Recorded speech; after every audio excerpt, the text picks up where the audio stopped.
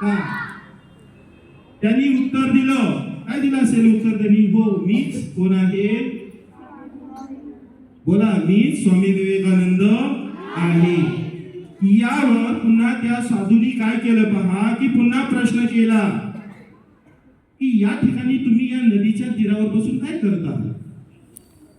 या ठिकाणी तुम्ही या नदीच्या तीरावर बसून काय करत आहात? जेणेकरून मी नदी पार करू शकेन. यावर साधूंनी जरा शंकेने विचारलं. पहा, त्यांनी काय म्हटलं? स्वामीजींनी सांगितलं की मला ही नदी पार करायचे आणि नदी पार करण्यासाठी मी कशाची वाट पाहत आहे? जहाजाची वाट पाहत आहे. आणि मग त्या साधूंना थोडी शंका आली.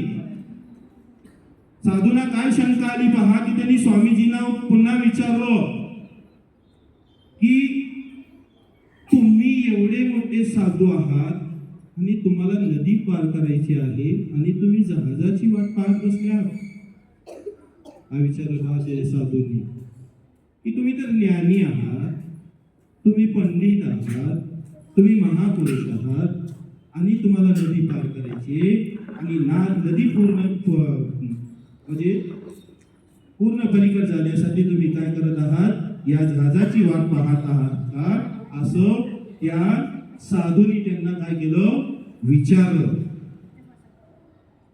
स्वामीजींनी पुन्हा म्हटले, हो, मी स्वामी विवेकानंद आहे. त्यावर ते साधू म्हणाला, तुमचे या जगात एवढं नाव आहे, एवढे लोक तुम्हाला ओळखतात, तुमचा आदर करतात, तर मग तुम्ही एक मामूली नदी पार करू शकत नाही का? पहा, त्या साधूंनी काय विचारलं की तुमचं जगामध्ये खूप नाव आहे, तुम्ही पंडित आहात, साधू आहात, मग तुम्हाला एवढी साधी सिंपल नदी पार करू शकत नाही का?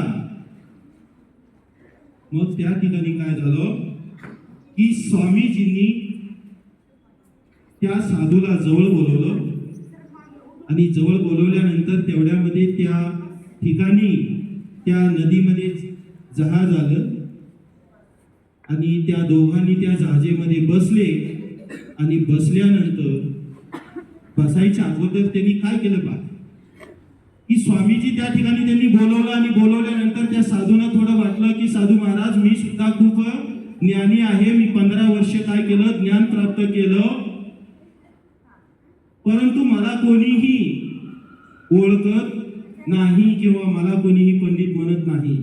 आता या साधूंनी काय केलं पहा, की साधूंनी त्या ठिकाणी स्वामी विवेकानंद बसल्यानंतर साधूंनी ती नदी पार केली. कशी पार केली पहा? जहाजामध्ये न बसता त्यांनी अशी विद्या प्राप्त केली होती की त्या पाण्यावर चालून त्यांनी ती नदी पार केली आणि पुन्हा परत त्यांनी ती नदी पार करून रिटर्न आले, स्वामी जवळ बसले. बघा स्वामीजी महाराज, मी एवढी मोठी नदी पार केली, मी 15 वर्ष तपश्चर्या केली, ती नदी पार केली आणि मला कोणीही ज्ञानी किंवा पंडित किंवा मला लोक कोणीही ओळखत नाही. आणि तुम्ही तर काही न करता तुम्हाला ज्ञानी लोक समजतात, पंडित समजतात आणि मला समजत नाही. त्यावेळेस त्या स्वामी विवेकानंदांनी काय केलं पहा, त्यांना आपल्याबरोबर घेतलं, जहाजेमध्ये बसवलं आणि जहाजमध्ये बसून ती नदी त्यांनी पार केली. आणि नदी पार केल्यानंतर त्या नदीच्या कडेला गेले. नदीच्या कडेला गेल्यानंतर त्या जहाजवाल्याला काय केलं? 1 रुपया दिला. त्यांचं 50 पैशाचं भाडं, त्यांचं 50 पैसे भाडं, असं दोघांचं भाडं मिळून त्या स्वामी विवेकानंदांनी